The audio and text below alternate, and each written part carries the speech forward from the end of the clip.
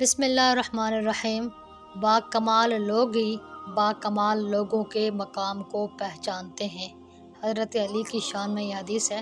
ایک مرتبہ نبی اکرم صلی اللہ علیہ وسلم تشریف فرما تھے۔ آپ صلی اللہ علیہ وسلم کے صحابہ رضی اللہ تعالیٰ عنہم نے آپ صلی اللہ علیہ وسلم کو یوں گھیرا ہوا تھا جیسے کنگن کلائی کو گھیرے ہوتا ہے۔ صحابہ کرام رضوان اللہ علیہم اجمعین حضور کی تازہ بتازہ احادیث سماعت کر رہے تھے۔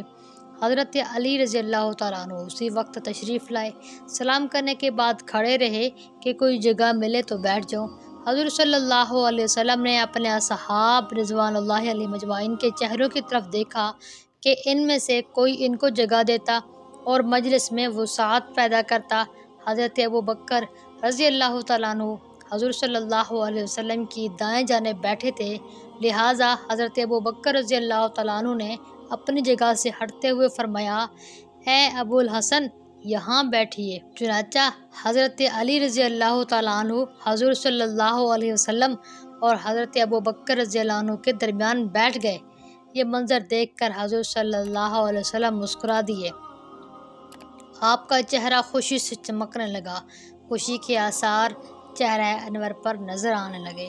پھر آپ صلی اللہ علیہ وسلم حضرت ابوبکر کی طرف جھکے اور انہیں آہستہ آواز میں فرمایا، اے ابوبکر با کمال لوگوں کے مقام کو پہچان سکتے ہیں۔